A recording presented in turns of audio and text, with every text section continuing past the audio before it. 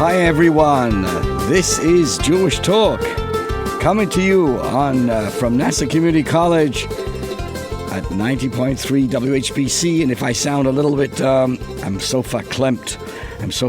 I'll tell you why I'm so verklempt, everybody, because tonight is the Super Bowl. And I've got a real problem. Should I watch the Super Bowl, or should I be watching more than 3,000 heroes? Now, I know a lot of people tonight will be eating heroes. In fact, I looked in the Jewish newspapers. A hero, 6-foot-long hero, is over $200.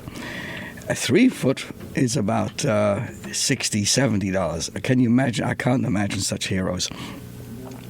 But I'm talking about some real heroes. Heroes I'm speaking about today, this evening. You have a choice. Either you can tune into the Super Bowl, or you can tune in to the International Conference of Chabad Lubavitch Women's Emissaries, who gathered this weekend in conjunction with the anniversary of the passing of the Rebbe's wife, the Rebbetzin Chaya Mushka. And this evening, around 5:30 on Chabad.org, you can actually tune in and watch the amazing program, Meet the Women who are stationed around the world, who have dedicated their lives to Judaism, to their communities. And tonight, I know that Dr.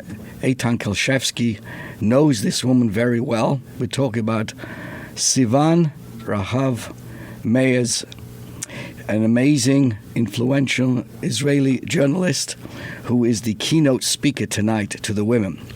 So I know that people like to eat heroes, but in our community, rather than eating heroes, we'd like to learn from heroes, and these are these amazing women who gather once a year for this conference. So again, Chabad.org tonight at 5:30. Tune in online, and you get a real insight. And I particularly look forward to hearing and learning from this very influential journalist, Sivan Rahav Meyer, who I understand used to live in Plainview, Long Island, and then moved back to Israel.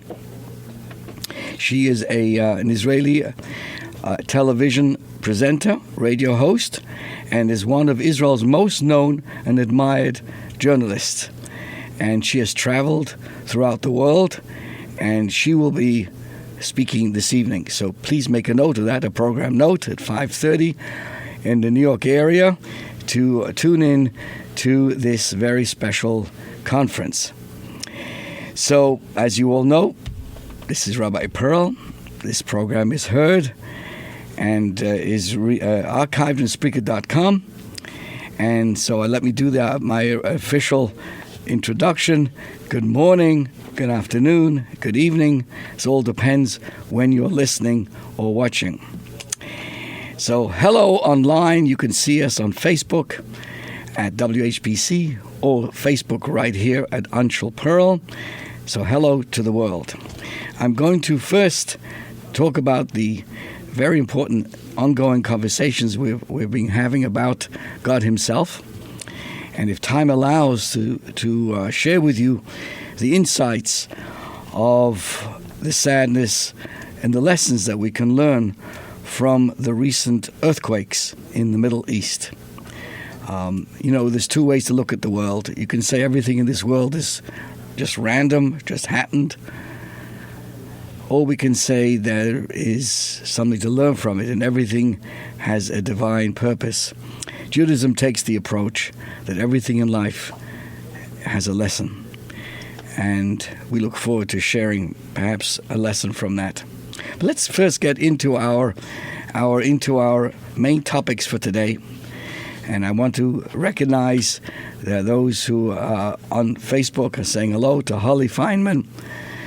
And if my voice is because I'm so verklempt thinking about the Eagles versus the Chiefs, and Kim brought it to my attention that is called the KC Kansas City Eagles, or is that Kansas City Chiefs?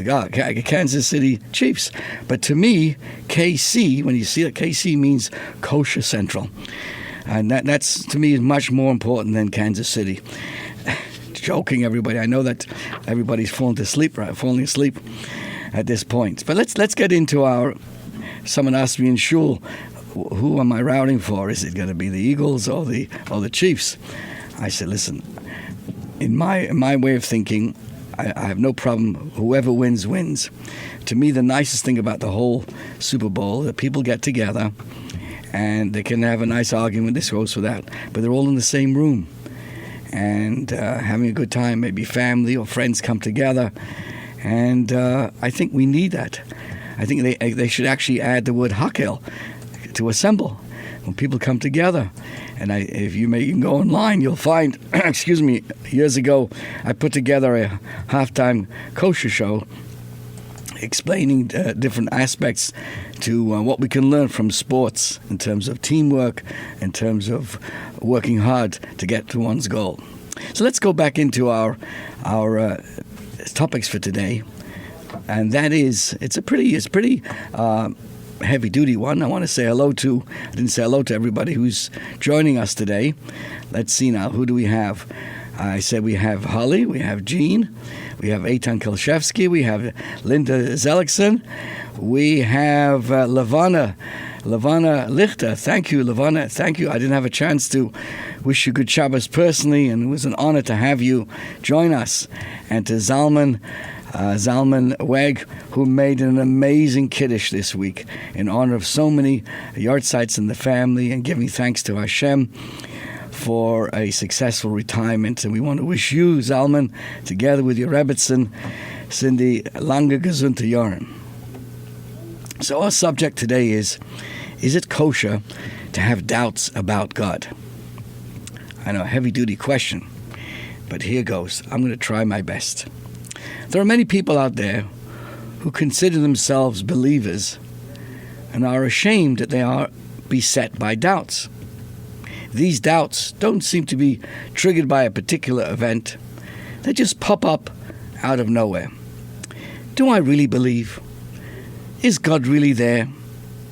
How can I be sure if I can't see him? Another question that comes up, will I be punished for harboring such doubts? These doubts are troubling because they cast a doubt on the authenticity, I would say, and the strength of their own faith. Is something wrong with my faith if I have doubts? Shouldn't a person whose faith is intact be free of doubt? And the most painful question, and I would think, what does harboring such doubts say about me? Does it make me a bad person? The force of doubt and the subsequent wrench that it throws into a person's sense of calm can vary.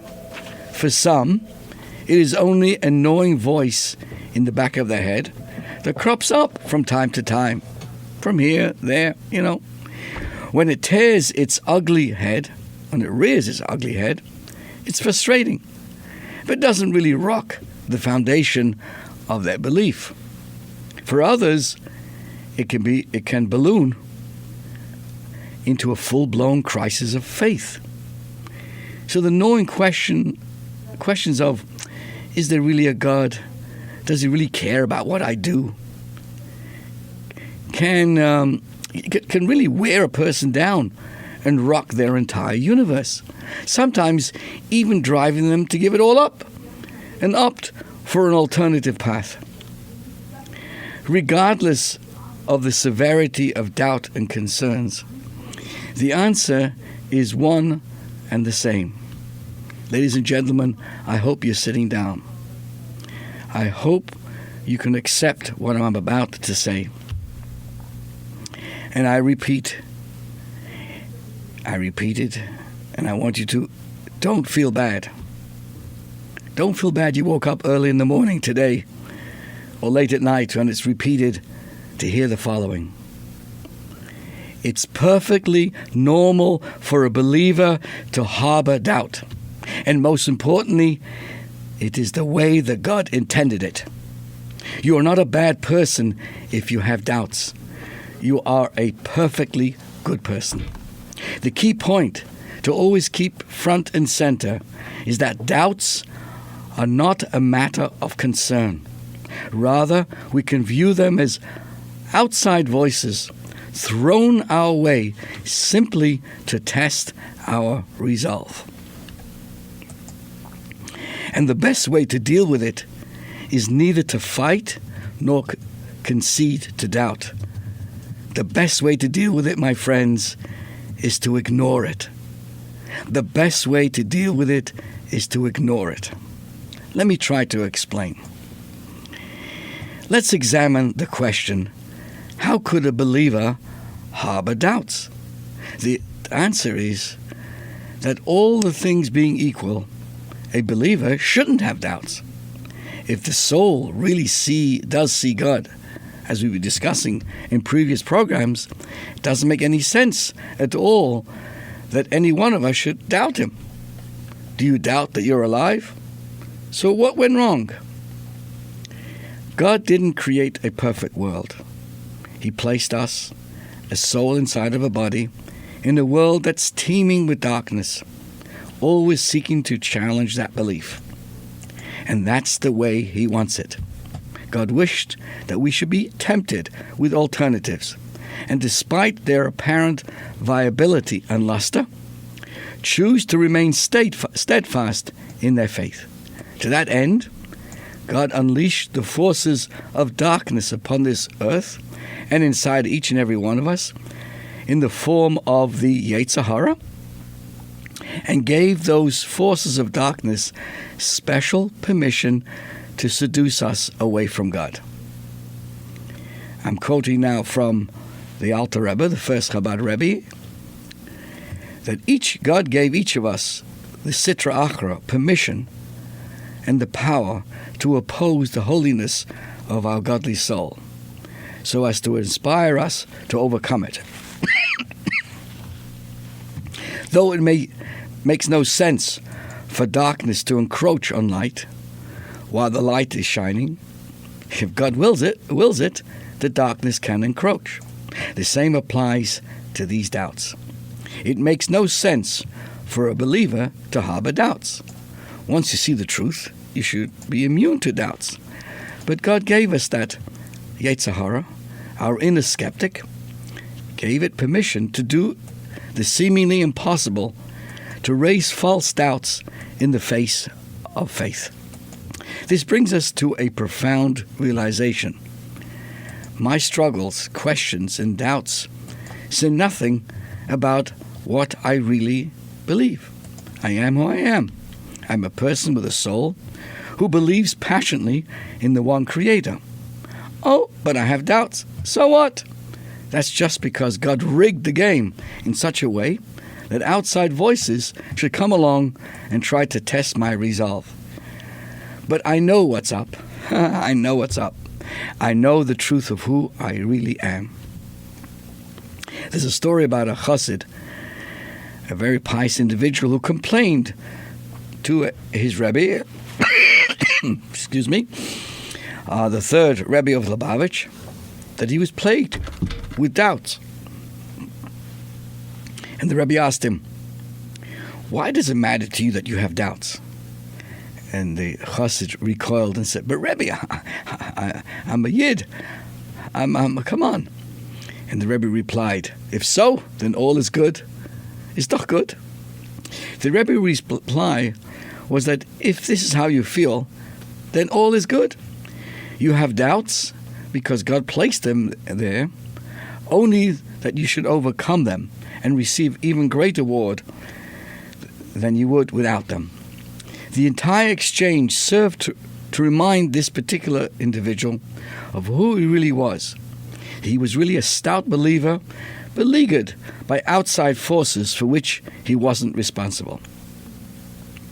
Having doubts is neither shameful nor a reason to grow depressed. It doesn't mean that you're a bad person. On the contrary, it means God has confidence in your ability to overcome the doubt. If he didn't, he wouldn't have given you doubts. Therefore, doubts don't testify to your inferiority. On the contrary, they are a testament to your superior power. Don't be ashamed. Don't be ashamed. We work to counter our doubts, but not from a place of shame and depression. We counter them from a place of empowerment. I once, many years ago as a student, my teacher told me that this individual became very powerful in his spirituality by reminding himself that every time these bad thoughts came to him, or these doubts came to him, he said, I'm going to allow that. So in a sense, he with arrogance, he became a good person. These thoughts are going to make me. I'm going to lower myself. He knew of the greatness of his soul, and with that, he was able to overcome it. So, to summarize this, it is normal to have doubts, even as a believing person, because this is how God orchestrated to test us. The doubt does not reflect on what we truly believe. The question, how do we overcome those doubts? Should we debate the matter with our Yetzer Hara and answer each question as it arises? I'm here to tell you this morning, today, the answer is absolutely not. If you think about the core reason why the doubts are there in the first place, it should be obvious that to fight or to concede are both futile, a waste of time. After all, the opposition welling up inside of us has no bearing on who you really are. Rather, it must be viewed as an outside force that God has planted in our way as a test. As such, there's certainly nothing to be afraid of. And what's more, it will be pointless to engage with it. To add another important point to the mix, those outside voices are really also in on the game. Talking about the Super Bowl. If we understand the temptations and the struggles we experience as moles planted by God just to test us, it turns out that the mole is also aware of their status as a mole. The tempter inside of us is well aware that God is the real truth, and they're just doing their job, albeit in a roundabout way, to get us on board to feel the same. The Alter Rebbe, the first Chabad Rebbe, speaks of this approach, drawing from the Zohar, Jewish mysticism, which gives the following analogy. A king hired a prostitute to test his son's integrity. When the prince refused her, temptations, the king rewarded him. Now, if the prince would argue with the prostitute that she is wrong to seduce him, she would not be deterred. She knows it is wrong for the prince to succumb to her, and she too is loyal to the king. But she was hired by the king to be seductive or seductive. The Alter Rebbe tells us that our animal soul, the part of our minds that raises these doubts, is the same. It too believes in God and knows all the arguments. It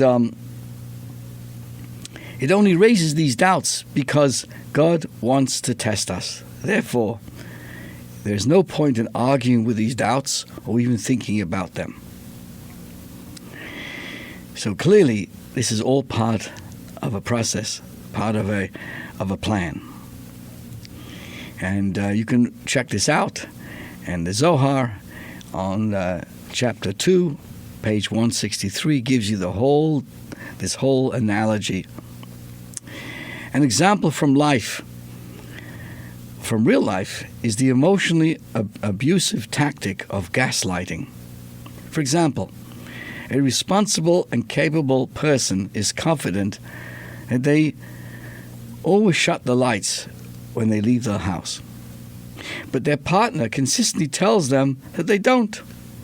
The more the abusive party repeatedly insists that their partner is irresponsible and always leaves the lights on, the more the victimized partner begins to doubt their own sanity and engages the possibility that they may be, that their abuser is right. What's the best thing to do in such a case? To engage and convince the abuser that they really shut the lights? To bring proof with pictures and text messages and timestamps? In such cases, anyone will say that not only would that be futile, it's actually dangerous. The more one engages, the more they stand to lose. The best thing to do is to ignore it completely. If they ignore it, it will automatically dissipate like darkness before light. Or tell the abuser firmly and clearly that they know this game and they will not fall for it, emphatically showing them the door and hitting them on the head on the way out. When telemarketers attempt to sell you a scam, the calls that we get, I never realized I had so many cars because they're calling me with warranties day and night. But when the telemarketers attempt to sell you on a scam, you don't argue with them to prove that it is a scam. They know it is a scam. The only thing to do is to hang up. And if they keep pestering you, you need to do what the Nigerian prince needs to do. Berate them and tell them firmly to stop bothering you and then to proceed to ignore them completely. It's time to employ the same tactics with our own inner and outside voices that seek to sow doubt in our minds about God and faith. Again, there's a way of berating the abuser. And as the Alter Rebbe tells us, grow angry with your animal soul and thunder indignantly in your mind, how long will you hide God's infinite light from me, denying the self-evident truth?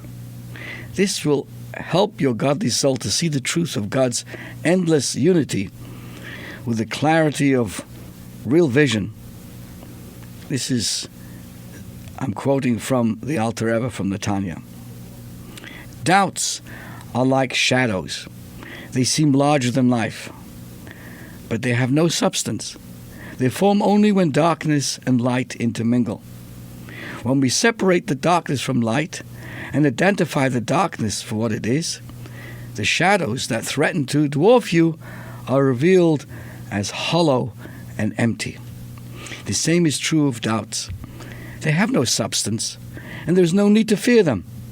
All you need to do is to identify them as darkness and tell them azoi, either in Yiddish or in English or in French or in Swahili. I know most of our listeners are well aware of the language Swahili.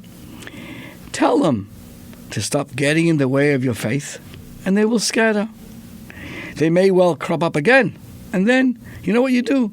Swat them away like a irrelevant nuisance they are, and stick to your truth. So, to answer the question, is it kosher to have doubts? The answer is a tepid yes. It's not encouraged, of course, but if and when they arrive, it's nothing to be concerned about. Swat them away and carry on, baby. Just keep on going. So, again, doubts about faith do not constitute a crisis of faith. Rather, doubts are simply part of God's plan to test our resolve. And the appropriate way to deal with having doubts of faith is not to engage or concede, but to ignore, berate them as a meddling outsider that they truly are. So much here, my friends, and we're going to keep on going. We're not going to let anything stop us. The other side of this question is another important thing, and I would like to, Kim, is it okay if anybody would like to call up and join us? Yes, I've checked out. The college has paid their telephone bill, And the telephone lines are working today in honor of Super Sunday, 516-572-7440. And we encourage anyone to join us and have a conversation, have a discussion, certainly that relates to what we're talking about now, or a question I'll be happy to discuss. So let's continue on the same ideas. First, let me take a look to see who do we have watching us on Facebook. I want to say a special hello to everybody on the radio. I'd like to say and welcome Michael Wolf, who made a wonderful presentation about his dear brother Bruce yesterday. And I'm taking a look now to everybody here. Let's see now. Dennis Zellickson has joined us. And Karen Dombeck. Wow, fantastic. Great. Thank you so much. So, here's the question. I'm okay with believing in God, but I'm not religious. Can I still have a relationship with God if I'm not religious? I'm going to cut to the chase, dear friends, with the answer right out of the gate. Again, you may be disappointed with my answer. You know what my answer is? Your relationship with God has nothing to do with religion. Your relationship with God has nothing to do with religion. I know some people have just right now fallen off their chair. Is this a rabbi talking? Yes, I said it, my friends. Now let me qualify what I mean. This is the question that I ask of you. Do you view me as religious? It may be a bit uncomfortable, but try and steer, think about this. Right? Rabbi Perl talking. Do you see me as religious? No. It's an interesting question. I guess most people would think, I'm Orthodox, I'm a rabbi, right? Somehow that I'm different from somebody else. Religion is often spoken of as a life choice and a package deal that includes within it a belief system, a code of conduct, and a community of co-religionists. In short, being religious is seen as a status, as an identity, as is being non-religious. As we well know, we live in an age where statuses and identities are all the rage. I'm this, and I'm that, and I'm that, and I'm this. At the risk of oversimplification, people who identify as religious Jews tend to be visibly noticeable in that they dress in a certain way, such as men wearing a kippah and tzitzis, and women wearing modest clothing, and married women covering their hair. Now, if you happen to identify not only as religious, but as an ultra-religious or ultra-Orthodox, then you take it up a notch and probably wear conservative clothing such as suits and a black hat and a beard. Religious Jews also pray 3 times a day, eat only kosher, and ultra-Orthodox glut kosher, pray in Orthodox synagogues, have a certain belief system. People who don't do all of that tend to identify themselves as non-religious. Now, you might have heard this many times from me, but at Chabad, we don't give labels. Or, we're post-denominational Jews. Now, these are cute taglines and nice, right? You think it's some sort of a nice public relations ploy. Not at all. My friends, I'm here to say to you, in the public, this is the truth. Because at Chabad, the way I think, the way we think, we do not pay much attention or give much credence to people's professed religious status or self-identity, and I'll tell you why. Identifying oneself religiously, whether you identify as religious or non-religious, can be a very dangerous proposition. Let's start with why it's dangerous to identify as a non-religious person. It's easy to fall into the trap that states, if I'm anyway not all in, then what's the point of doing anything, really? So, Chabad is famous for stopping strangers on the street and offering them the opportunity to put on tefillin, even though it seems likely that this person will not necessarily ever do it again. So what's the point, people ask? He doesn't value it, probably won't ever do it again, and certainly won't change his life, so why bother? More importantly, even if someone else isn't saying it, perhaps the potential tefillin candidate himself is thinking so. Then the opposite side of the spectrum, there's one who identifies as religious. Sounds great, but is it? The religious person can make the mistake that simply because he or she looks the part and talks the talk, that they automatically walk the walk. So they miss a prayer here, they say something unkind about someone else, or haven't yet repaid an outstanding loan. No, but they're still religious. The identity alone can actually lull the person into a false sense of security with their relationship with God and lead them to belittle their misdoings.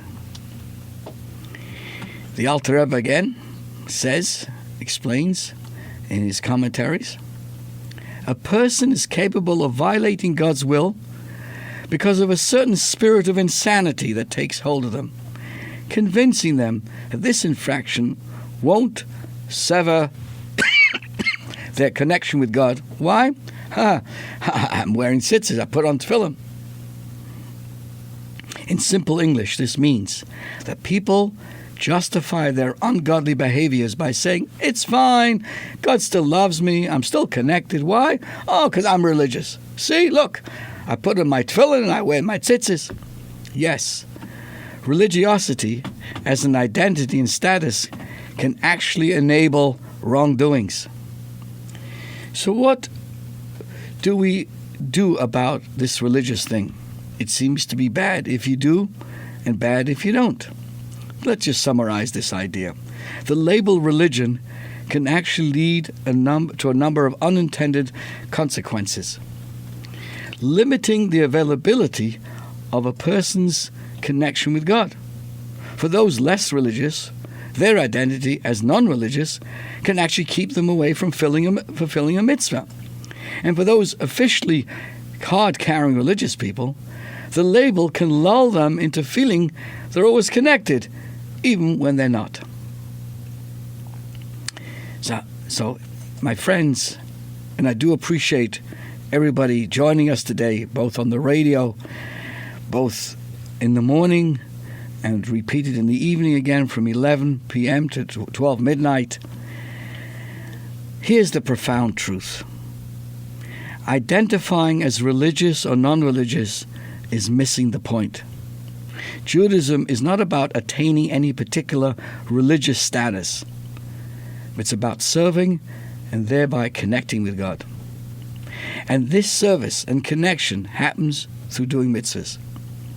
It could be one mitzvah, it could be a million mitzvahs, but each time a connection anew with the infinite value. In simple words, this means that every time a person does a mitzvah, he or she forges this indestructible, everlasting connection with God. In God's eyes, there's no such thing as a religious or an irreligious person. Rather, there are those who connect more often and those who do it less frequently. This is similar to the fact that some children call their parents more frequently and some less. Some get better grades than others, and some clean their rooms more often than others. Regardless of how consistently we observe God's will, we still all remain children, and Hashem is always waiting and encouraging our phone call. Of course, I'm talking about the mitzvah. Imagine if someone disappointed a spouse or a friend. So the next day, when approached for a favor, they refuse. I'm already bad. I'm not a good spouse or friend. So why act like I'm good? Or the opposite situation. What if someone did something good yesterday and feels that they fulfilled their obligation? Of course, we have to take responsibility for past behavior, but we can never let that weaken our resolve and negate our responsibility towards our future behavior. The key is to focus not on our religious grade or status, but rather on the relationship and on the task at hand. This is always worth enhancing, no matter what could have happened. Religion is really not the point. Religion is really not the point. Rather, it's all about connecting with God. And that isn't decided by membership in a group or its associated customs. When a religious person fails, they are no more holy than an atheist. When someone who identifies as religious does a mitzvah, he or she is as holy as Moses. Hello? Did you hear that? You do a mitzvah, you're as holy as Moses. They can choose to call it religion, any other term, or no term at all. It's largely irrelevant.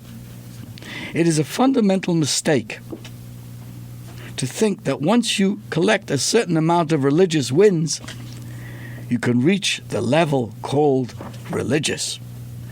God is not an airline, and Judaism is more than a frequent flyer points program.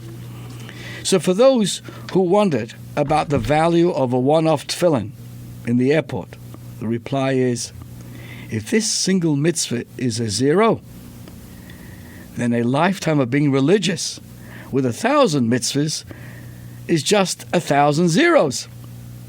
Because 0 times 1,000 is still a zero.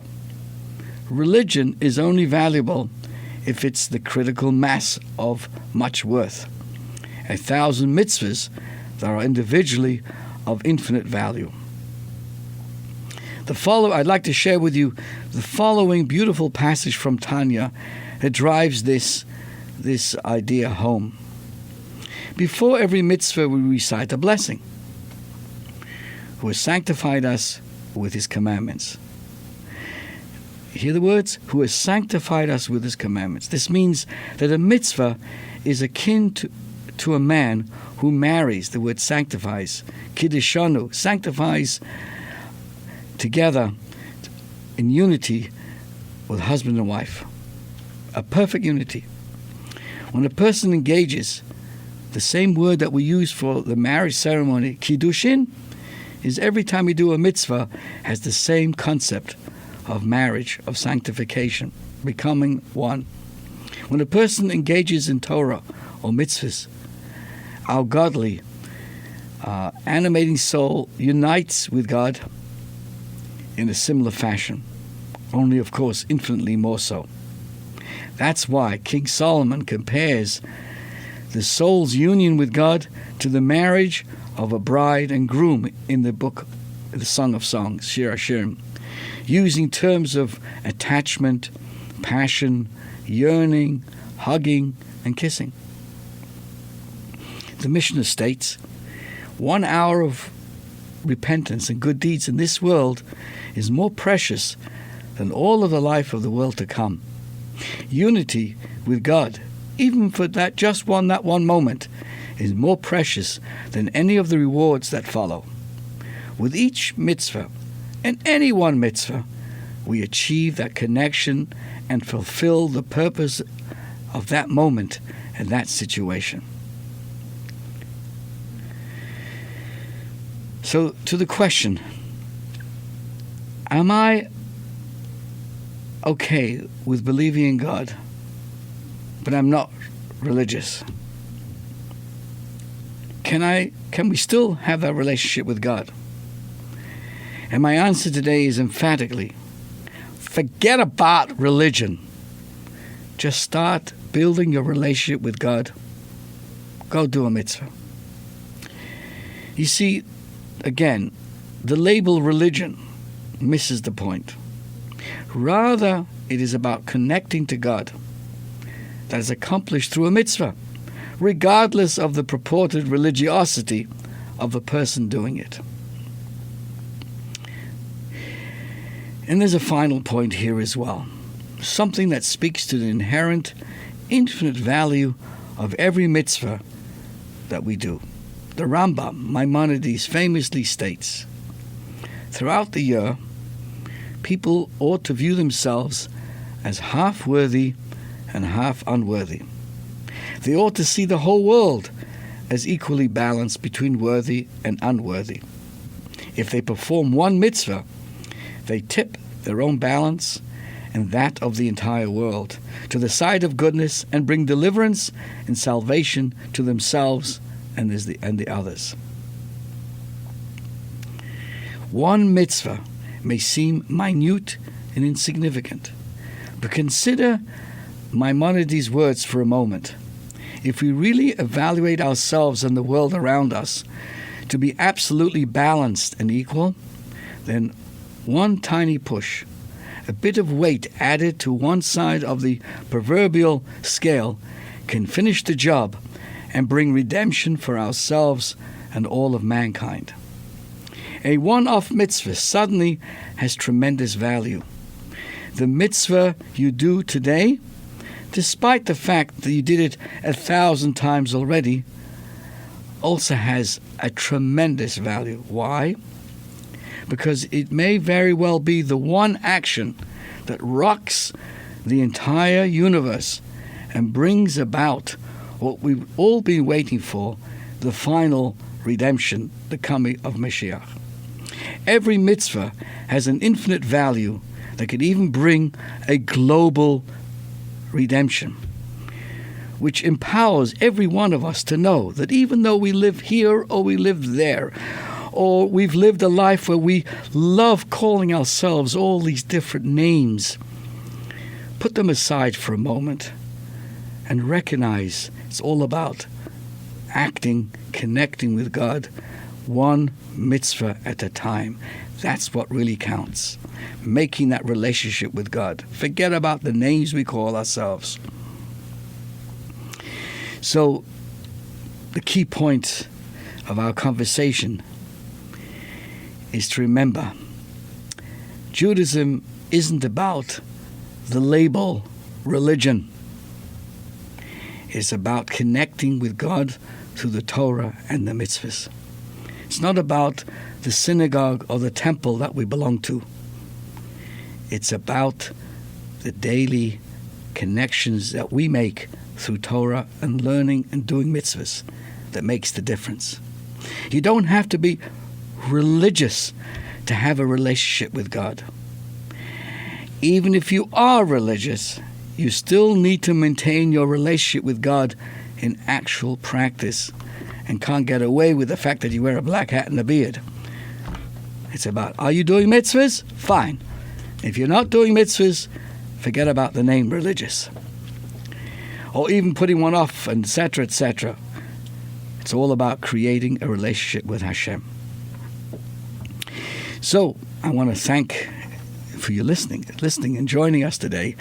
And 516-572-7440. And I often say that there is a confusion. Perhaps, Kim, they could change the number, because when they see 44, there's only 1 4 on the telephone, to press. You actually have to know to press it twice. So 516-572-7440. Just press it twice. Try it. Believe me, it works. It works. I've tried it myself. Sometimes I've got nothing else to do all day. I just call the number to the station to see if the telephone works. And either Kim picks up or Sean. It's an amazing. It actually works. I'm at 516-572-7440 if you'd like to join in the conversation about our thoughts for today. I did promise that time would allow to share with you a little bit about, the current events, particularly what happened in the Middle East this past week. This worst earthquake in the last century. Sadly, a really sad event, and the after effects reached not only in Turkey and in Syria, it was actually felt in Israel itself. If I'm right, it was even felt in Shechem, certainly in the northern parts of Israel itself. Now, what happens when we see these things? How are we supposed to react to these events? As I said, we can very easily say, well, it's part of nature.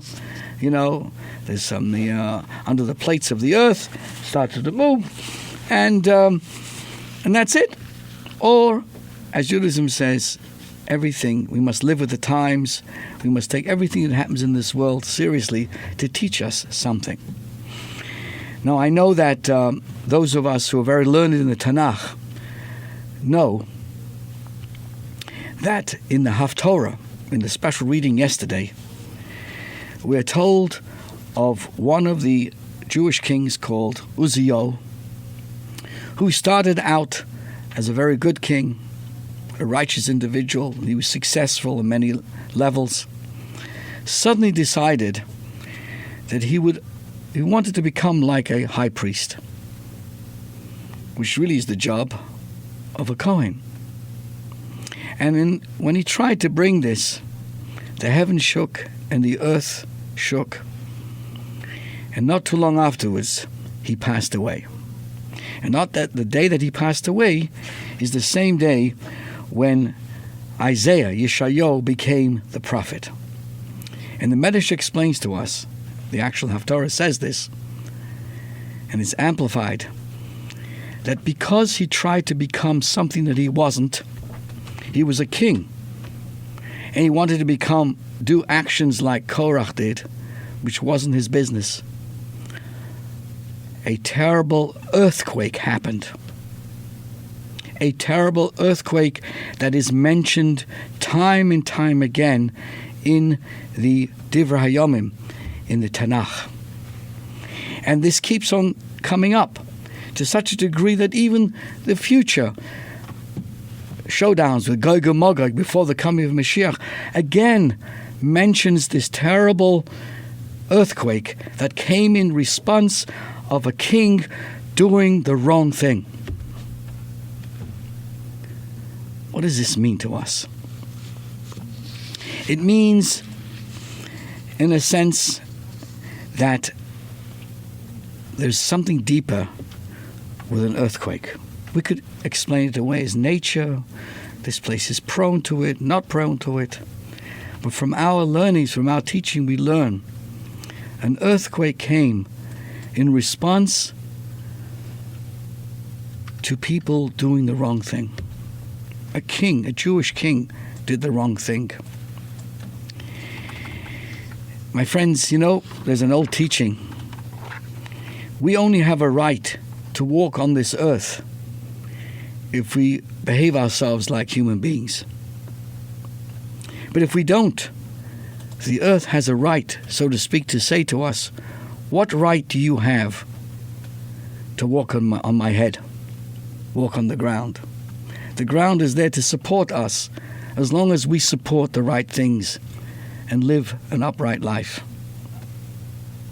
33 years ago, in 1990, the Lubavitch Rebbe was addressing children and adults at a special Lag BaOmer gathering. And he said suddenly something very startling and unusual. When we adopt this approach, he was speaking about a cohesiveness and a cooperation amongst nations. This brings about additional blessings from God. And then the Rebbe went on to say that when nations work together in this cooperation, this prevents the need for occasional earthquakes and the like, to remind us that there's a master of the universe who rules everything. What did the Rebbe mean with these jarring words? When this talk was published, there was a footnote added that when the Rebbe spoke in 1990, at that particular time, this talk was delivered approximately 6 weeks before the earthquakes in Iran. That June, there was a devastating magnitude 7.7 earthquake that struck northern Iran, claiming, sadly, 35 to 50,000 lives. The Rebbe spoke at that time. He put forth a rather universal vision of humanity. That unfortunately, dear friends, if you want to stay with an open mind, is very much lost in these times. It is the idea that human strength is found in human cooperation and unity. Only by working together can significant progress really be achieved.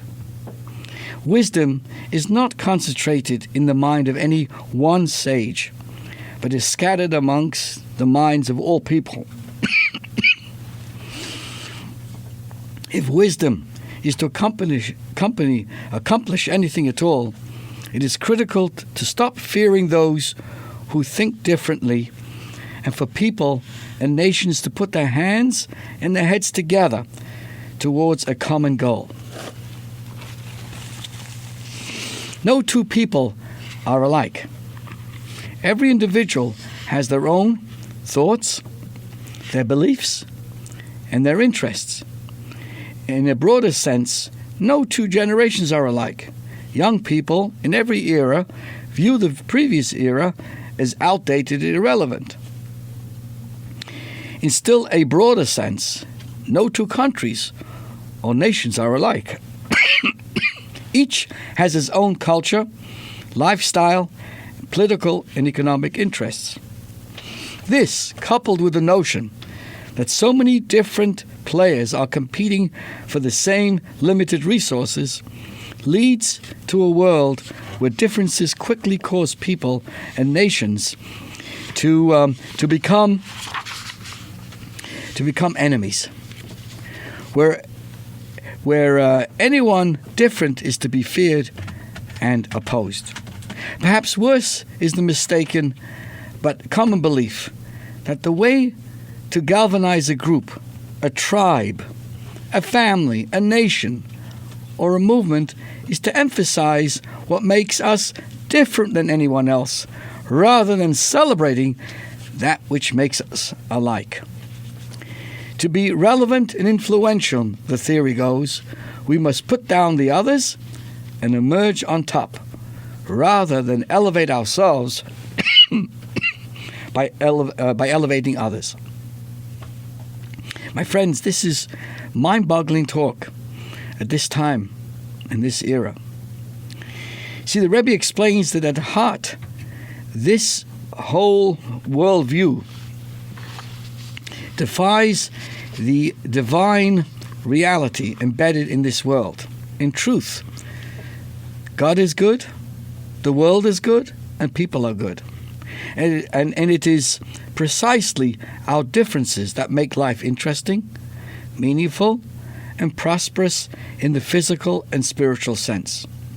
When people with different perspectives collaborate, they see things that none of them could have seen on their own. And they achieve things that none of them could have achieved on their own. The melting pot, more than the frying pan, is the key to human success. When it is shared, the talent of an individual is multiplied by the talents of others.